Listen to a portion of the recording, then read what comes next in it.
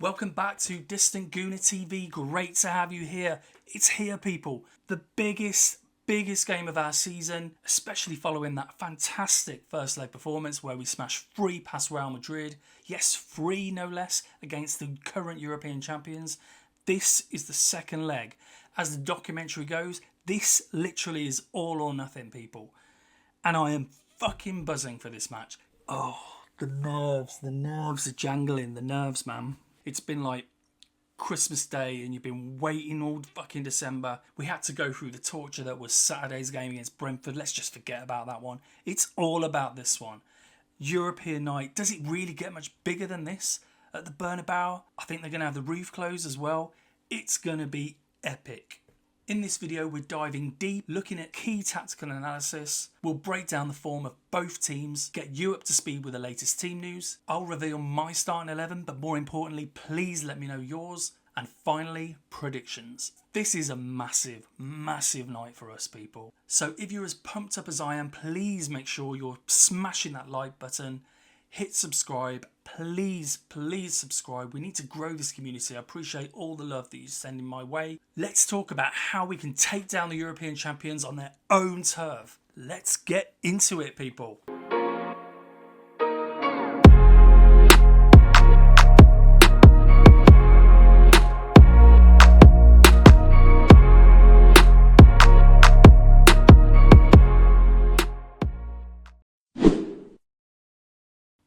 Well, Gooners, it doesn't get much bigger than this, does it? The Santiago Bernabéu, under the lights, under the roof, I believe, as well. Can you imagine the atmosphere? And Arsenal are just 90 minutes away from the semi-finals of the Champions League. Let that sink in. Semi-finals. Wouldn't that just be fucking amazing? This is one of the most significant moments in our recent history, no doubt. No doubt about it.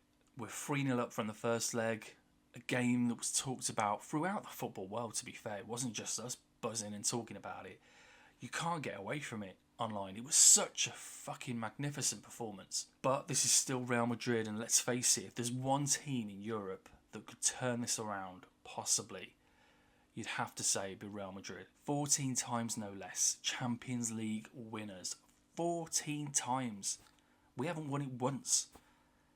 So it just shows what pedigree we're up against. But let's not get it twisted, people. This is our time. Yes, this is our time. We've got to take it. If you're listening, lads, which I doubt you are, you have to take this opportunity. 3-0 up from the first leg. This is our time. Let's take it. Finally competing on the biggest stage in Europe. The biggest stage. I'm absolutely buzzing for games like this. You cannot get much bigger. A win, a steady performance. I'll take anything as long as we just make it through. Please, let's just make it through to this semi-final. There's a lot on the line. What can I say? There's a lot on the line, people. We haven't made the semi-final since 2009, can you believe? 2009. That's fucking ages ago. It's absolutely crazy to think that we haven't even got to this stage. And what kind of message could this send to the rest of Europe? I mean, I'm thinking for the summer even, the transfer window. If we were to go on and get to the final, God dare I dream. I'm sure people out there want to join us anyway, but it just takes us to that elite level. History is within our grasp. It's within our grasp, people. Can we take it? Can we take that next step and reach the semi-final? We have to handle the pressure. We have to stay focused, disciplined. And I'm sure we can do this. We can do this. Are we ready to seize this opportunity? And what an opportunity it is. What an opportunity. Games don't come around like this that often.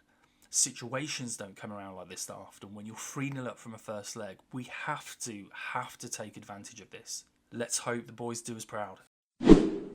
Let's kick things off by analysing the form of both teams. But let's start with Arsenal, people. So over the last 5 games, we've been fairly solid, haven't we? I mean, that's the one word you can say about us. Always pretty much consistently across the board. We are solid. We're a solid team. We've done pretty well. If we looked at the last 5 games, we know we had the draw against Everton. We had a draw against Brentford. And it's kind of weird, isn't it? Because the contrast between those games and the Real Madrid game that was in between where we won 3-0 was just massive. I mean, two dull bore draws that were just hard to watch, people. Let's face it, they were hard to watch. And then we go and do what we do against Real Madrid, and it was just, well, enough has been said about that. It's just unbelievable. And before that, we had a couple of wins, one against Chelsea, one against Fulham. So over the piece, you'd say, you know, we've been fairly consistent and fairly good over that period. Now let's turn our attention to Real Madrid. So the Spanish Giants have had a mixed bag of results really in their last 5 outings. As we can see from the graphic here, they've suffered a surprising 2-1 defeat to Valencia, followed by a thrilling 4-4 draw against Real Sociedad in the Copa del Rey. And of course they were outclassed by us in the first leg. Out-fucking-classed. And while they managed to bounce back with a win against Deportivo Alaves, their form has been nothing but shaky, to be honest. And they'll need something special to overturn the deficit, no doubt. And in the game, obviously, on the weekend as well. Although they won it, Kylian Mbappe was sent off. And then you've got Camavinga, who scored the goal. And, of course, we know he won't feature in the game on Wednesday against us because of his sending off. Both teams, to be fair, have had their ups and downs. But no doubt, if you were to look at this, you'd say our consistency and confidence would give us the edge. But of course we know this is Real Madrid, as we keep on saying. They're going to be dangerous at home. But, you know, we have showed in the past how we can handle the pressure. So let's just hope that we can keep that momentum going. And one thing I would say really to caveat this is, you know, games of this magnitude, as we know, the form book to some extent goes out the window. I mean, if you looked at our games as we've just explored there, you know, the draws against Everton and Brentford were dire. And we could have never really foreseen the Real Madrid performance come in based on just watching those two performances alone. So it's amazing. And I guess, you know, partly as well, to give them any excuse, I guess the caveat could have been purely that, you know, it was the Real Madrid game that we're focusing on. Of course, you know, form has dipped. And of course, we know the league is gone. Whether the players do or not, I'm sure they do. And it probably does filter into the impact in terms of their team performance in the league. Yeah, I think overall the stats are kind of in our favour, but, you know, as we know, form book, like I say, can go out the window. Arsenal head into this clash with a couple of injury concerns, let's say. One definite that I've been reading about is Jorginho. We saw that he took a knock in the Brentford game on his chest. I don't know what the problem was, but he looks like he's going to be out of this game. I mean, he wouldn't have featured in the first team, but he's certainly a good backup, you know, if anything was required there. So, you know, he may be a significant miss. Partey's the one I'm praying for. I'm sure that he will be fine, but remember, he also came off in that game on the weekend with a little knock. And Arteta's sort of teased that, you know, he may be there, he may not. Whether he's playing a game or not, I'm unsure. I think he will be there, but, you know, let's pray, because what a star he has been. I so wish that, and I'm jumping the gun here really to say that he's leaving, but certainly the rumours would suggest that at the end of the season, we're not going to renew his contract. Personally, I think it's a joke. I think he is just a standout player, Mr. Consistency, gets that job done. Week in, week out. I'd love for us to extend his contract. But hey, I appreciate that, you know, he's getting on. He's certainly on a big salary. I digress anyway. It would be interesting to see if Ben White's back. Now, we know he took a knock in training. I mean, again, we're talking, if he is back, he's going to be on the bench. It's not, I don't think he's ready or fully fit to be in the first team right now, but it'd be interesting to see if he gets back on the bench. And of course, we know we're missing a raft of first team players. The likes of Guy Havertz, Jesus, Tommy Yasu, Calafiori, the list goes on. On the flip side, Real Madrid. So they could have Tuashemi back. He didn't make the first leg, he was injured, so and he was a big miss for them. So he's certainly one of their standout starting players, so it'd be interesting to see if he returns to the team. But of course, Eduardo Camavinga is going to be out because of that stupid red card in the first game, and he will be a miss. So, you know, You gain one, you lose the other. And he scored on the weekend, of course, as well. So, yeah, he's going to be a significant miss in their midfield. Dani Ceballos, he potentially could make a return to face his former club. Apparently, he's been really good for Real Madrid this season. And I've got to be honest, I haven't seen much of Real Madrid this season. So, but that kind of surprises me. It kind of surprises me that he's still there. I know he had his good performances for Arsenal now and again, but I didn't think he was anything to write home about, got to be honest. But of course, they've still got Dani Carvajal, Ferland Mendy and Militao that are all long-term absences and certainly significant issues in their defence. So both teams are missing key players, people. But let's face it, Arsenal's depth and adaptability, to be fair, has been our major strength this season. It's had to have been, because we have literally been decimated by injuries all season long. To be where we are, to be second in the league, to be in the quarterfinals with, say, half a foot in the semis, got to say fair play. But hopefully, people, we've got the ability and the attacking ability, certainly of Saka and Martinelli, to exploit those weaknesses that they've got in defence. And they had anyway, to be honest, but certainly with their key players out as well, let's hope that we can really, really take advantage. Now let's dive into the tactics. Arteta's tactical setup for this game is no doubt going to be crucial. I fully expect 4-3-3 formation as always. And to be honest, I don't expect many changes from that first leg. And I don't think there needs to be. I mean, I know it's stating the obvious. We went and won 3-0, but we've played this way all season. We know we're lacking creativity up front, but our strengths is our defence, and keeping solid and our wing play. So the fact that we've got Martinelli back, Saka back, we've got to play on those strengths, absorb the pressure that no doubt is going to come, and then take advantage when we get the opportunity down the flanks. Partey, as always, is going to be key. Hopefully he's fit in that number 6 holding role. Really got to be disciplined and strong in there. And there's an emphasis on Odegaard. I mean, this is your game, man. This is your game.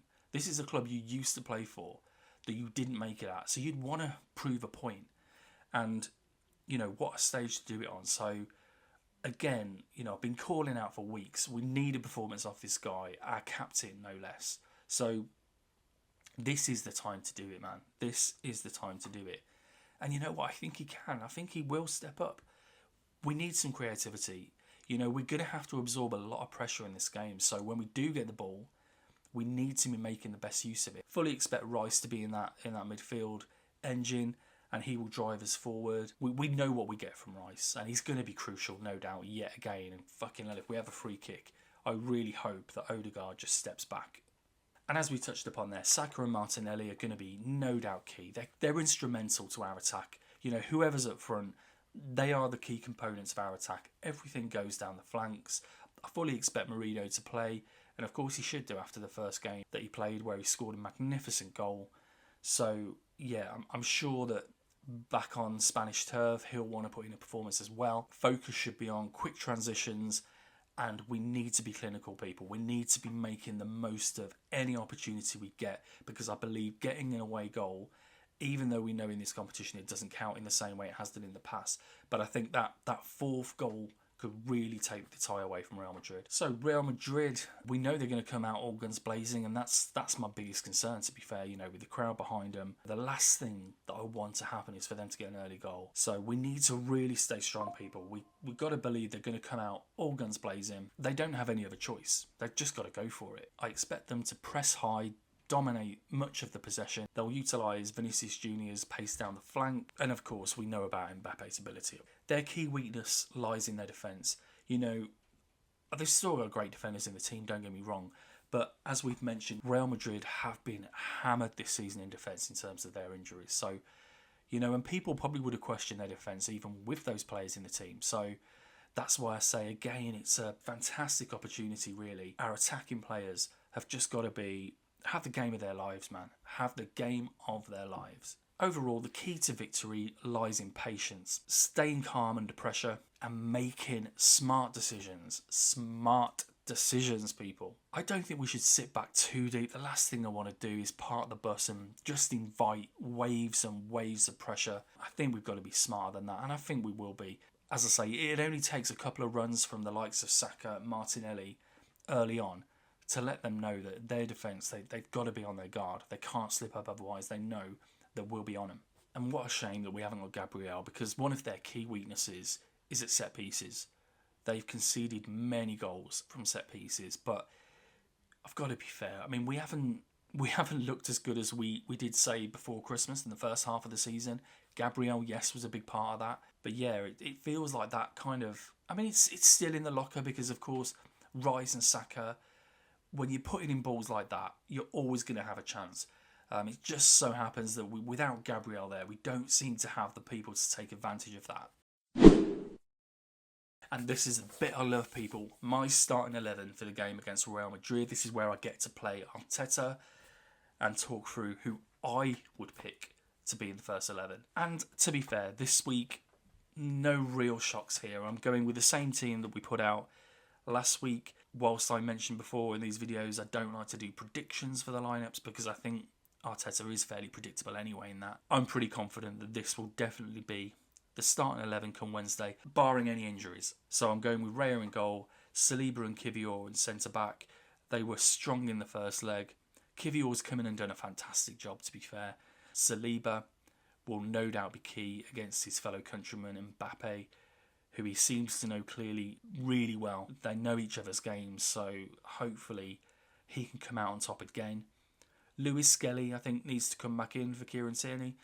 He had a break at the weekend, Lewis Skelly, which was good, but I fully expect him to come in. He, again, had a fantastic game in that first leg. I mean, I've run out of words to say for him, man. I've run out of compliments because every time he plays, the maturity, the personality that he has on the ball, I fucking love it. He's passionate. He's just brilliant. So I fully expect him to come in, fully expect him to have a good game. Timber as well. He's going to be key. I mean, he's been a fucking machine, to be fair, hasn't he? He's been an absolute machine. Coming back from injury last season, he's been put through the ringer this season. He's had so many games, so many knocks, but he just seems to just carry on like a Duracell bunny. He just keeps on going. He just doesn't stop at all. So yeah, he's definitely in my lineup, and he again was fantastic in the first leg. Partey speaks for itself. He's going to have a key pivotal role in this game, and I hope he's as immense as he always is. Rice, what can we say? Let's hope for free kicks.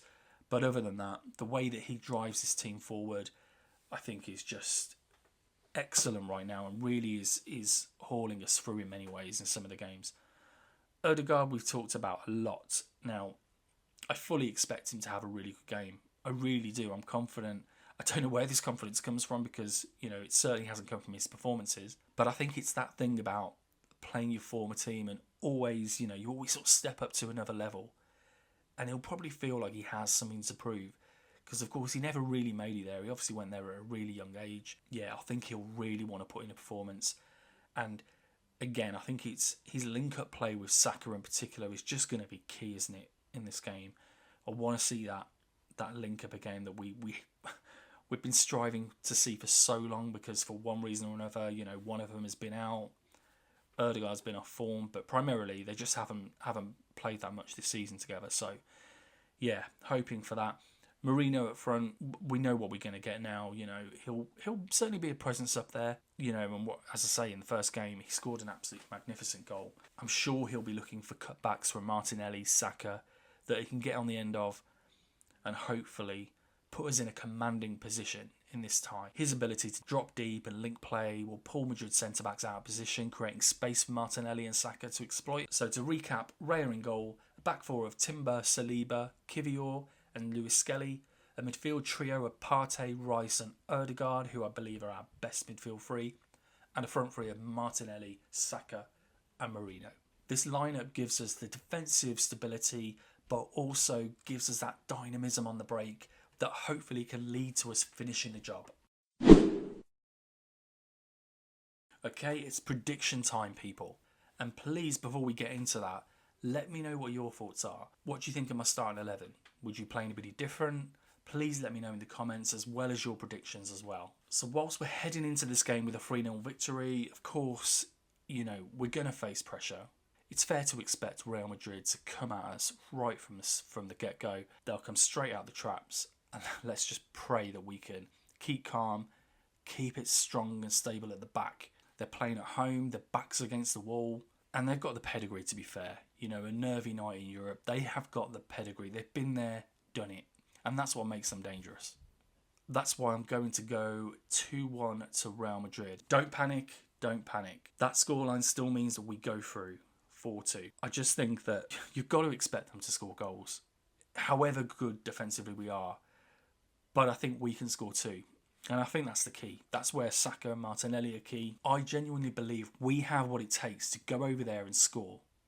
And that's what I think will be key in this game. I think the counter-attacking ability and the pace of Martinelli and Saka is just going to cause them nightmares and will lead to chances. And hopefully with that midfield patrolled by Partey and Rice to a certain extent as well, we have the grit to withstand the waves of pressure that are no doubt going to come our way. So Real Madrid might edge the game, but they've shown defensive vulnerabilities throughout the season. And we are in a position of strength. And I'm telling you now, this is our time. Our time to take advantage. And if we manage the game well, we stay compact, we take our chances, we're clinical when we get them, we can do this. No doubt about it, we can do it. So there's my prediction. We march on to the semi-final, and who knows whether it be Villa or PSG. I just want to be there. I don't care at this stage. I just want to get to that semi-final. And there we have it, people. The second leg of the Champions League quarterfinals is just hours away, and Arsenal are on the brink of something special, something historical. Whether you're watching the game at home, catching it in a pub, or you're lucky enough to be in the Santiago Bernabéu, let's back the boys and hope they get the job done. As always, make sure you let me know in the comments what your score predictions are and whether you'd make any changes to the starting 11. I really want to hear from you. If you enjoyed the preview and want to experience more Arsenal content, then you know what you have to do. Smash that like button. Yes, subscribe. Yes, subscribe, people. We need to build this community, so please, please, please subscribe to the channel. Join the Distant Gooner family. We've got loads more content coming your way, from match reviews, tactical breakdowns, one-off specials, breaking news, transfer news. We've got your ass covered, man. Together we can celebrate in the highs and we can have therapy for the lows. This is a place for passionate Gooners like you. Thanks for watching, people.